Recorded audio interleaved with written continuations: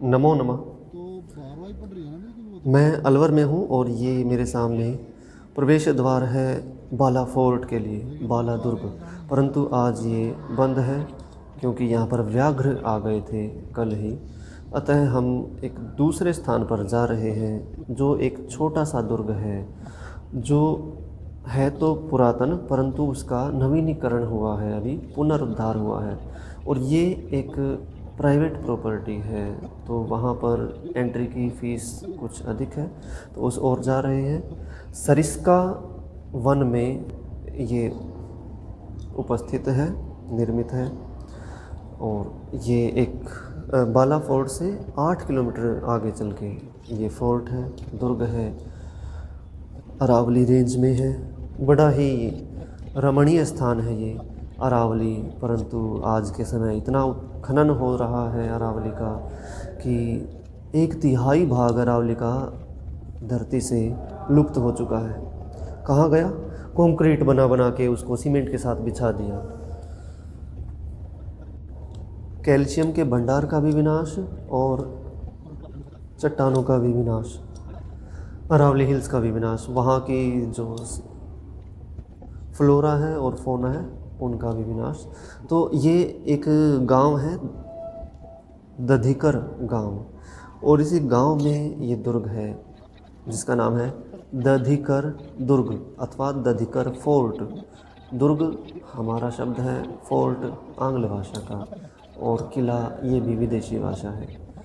तो इसमें प्रवेश के लिए एंट्री टिकट 238 आई थिंक रुपये फॉर वन पर्सन। और एंटर करने के बाद ये बाएं हाथ पर कुछ पुरातन खंडित निर्माण है, और आगे चलने पर ये एक थोड़ा ऊंचा सा स्थान है जहाँ पर ये दधिकर फोर्ट बना हुआ है।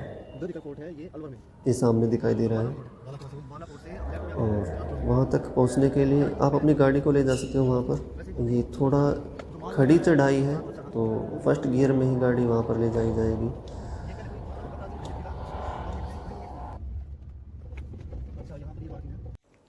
ये प्राचीन दीवार है और आगे चलकर दाएं हाथ पर इसमें प्रवेश करते हैं। ये एक प्राचीन द्वार है लकड़ी का, थोड़ा सा जर्जर हो चुका है। इसको मेंटेन करने के लिए हर वर्ष इसमें तेल लगाया जाता है। यदि तेल लगाते रहेंगे शुद्ध सरसों का, तो ये लकड़ी ठीक रहती है और दृढ़ होती चली जाती है, क्योंकि तेल से वो और दृढ़ होगी, उसके फाइबर्स स्ट्रॉन्ग हो जाते हैं।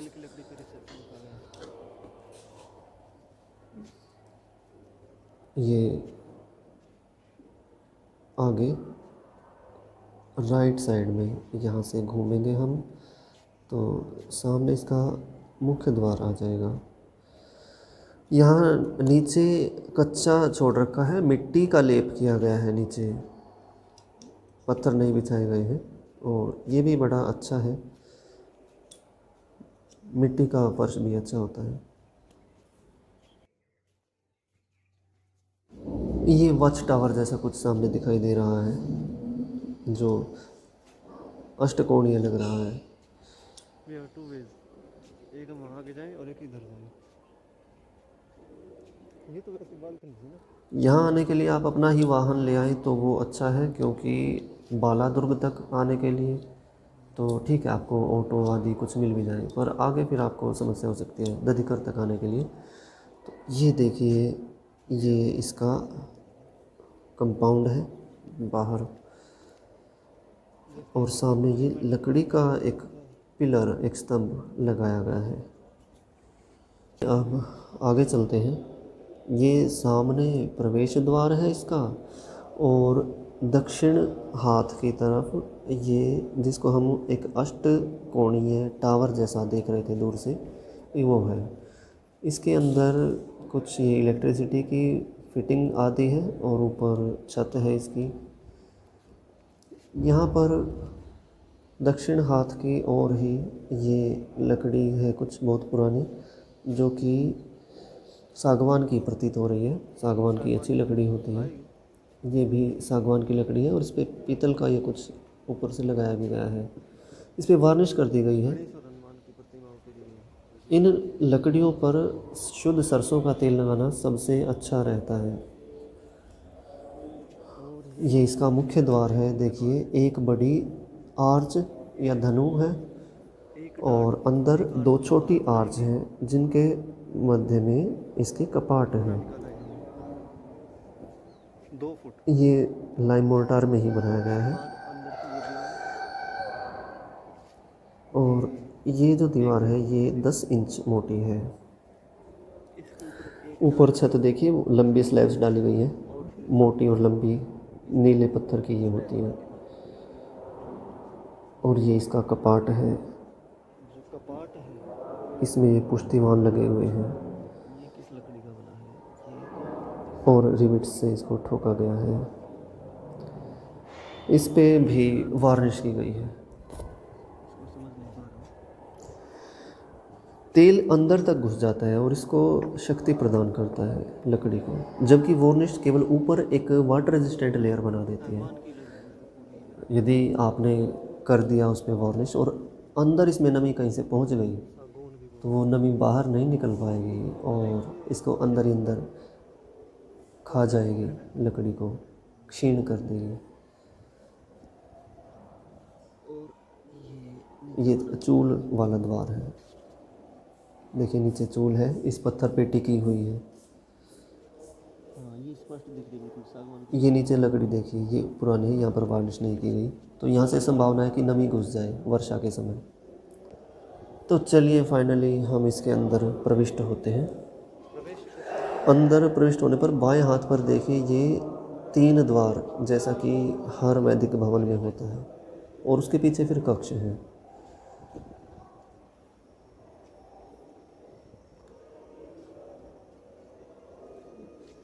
सुंदर स्थान है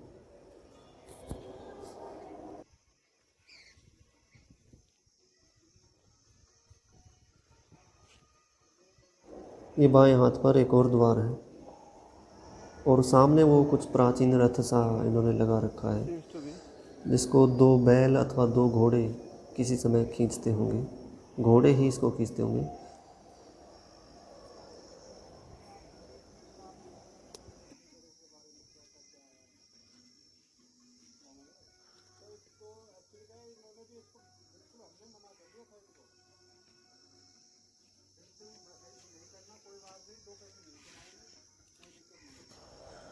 प्राचीन संरचना है ये। पहले नॉन पोल्यूटिंग व्हीकल्स होते थे जो तीव्रगामी भी होते थे और प्रदूषण भी नहीं करते थे। अब कुछ वैज्ञानिक आपको भ्रमित करेंगे कि नहीं, घोड़े भी तो मीथेन उत्सर्जित करते हैं अपने मुख से व अपने मल से। तो मीथेन तो मनुष्य भी उत्सर्जित करता है, उसके मल से भी निकलती है मीथेन। मीथेन भी ग्रीन हाउस गैस है, तो क्या मनुष्य को भी मार डालोगे? नहीं नहीं, मनुष्य को नहीं मारेंगे और सबको मार देंगे। ये ढोंग करते हैं जो बैठे हैं ना एसी रूम्स में बैठकर समिट करते हैं देश विदेशों के कि हम तो भाई ग्लोबल वार्मिंग को घटाने के लिए समिट कर रहे हैं। सब बकवास है, ढोंग है। यदि ग्लोबल वार्मिंग कम करनी है तो सीमेंट से घर बनाना छोड़ दो और ऐसे वाहनों का त्याग कर दो जो फॉसिल फ्यूल से चलते हैं। और बैटरी कौन सा वो है, बैटरी जो ई व्हीकल्स हैं वो भी उनको चार्ज करने के लिए बिजली चाहिए, विद्युत बनाने के लिए कोयला जलाया जाता है, कोयला निकालने के लिए वनों को काटा जाता है। यहाँ भी प्रदूषण होता है, कोयला जलता है तो भी प्रदूषण होता है, उसके लिए फॉरेस्ट काटते हैं तो भी प्रदूषण होता है। तो चलिए वापस हम अपना दधिकर फोर्ट को देखते हैं। ये यहाँ पर जालियाँ लगाई गई हैं और इनके पार वन दिखाई देता है, बड़ा ही सुंदर वन है। सरिस्का में ही ये आता है, सरिस्का के क्षेत्र में ही।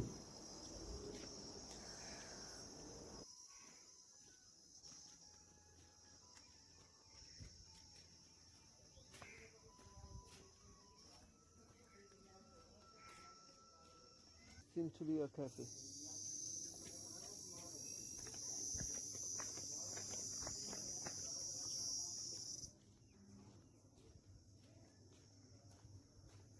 ये चीज़ें पहले की ये चीज़ें से ये पुनर्जीवित किया गया, ये सारा पुनर्निर्माण। ये सामने कैफ़े है, यहाँ पर आपको भोजन आदि मिल जाता है और टिकट के बेसिस पे आपको कॉफ़ी अथवा चाय यहाँ मिल जाती है निःशुल्क ही। तो इससे निकल कर हम आगे यदि चलें तो यहाँ अंदर की तरफ कक्ष हैं। यदि आपने बुकिंग की है तो आप यहाँ पर रह सकते हो, रात्रि के समय भी रुक सकते हो। तो वो कक्ष यहाँ पर आगे है। यहाँ पर ये एक सिंहासन जैसा कुछ रखा हुआ है, प्राचीन कुछ है जिस पर प्राचीन समय में बैठते होंगे लोग। ये पेंटिंग्स भी कुछ यहाँ लगाई गई हैं। और देखिए हर स्थान पर आर्च बना के इन्होंने बड़ा सुंदर ये भवन बना रखा है।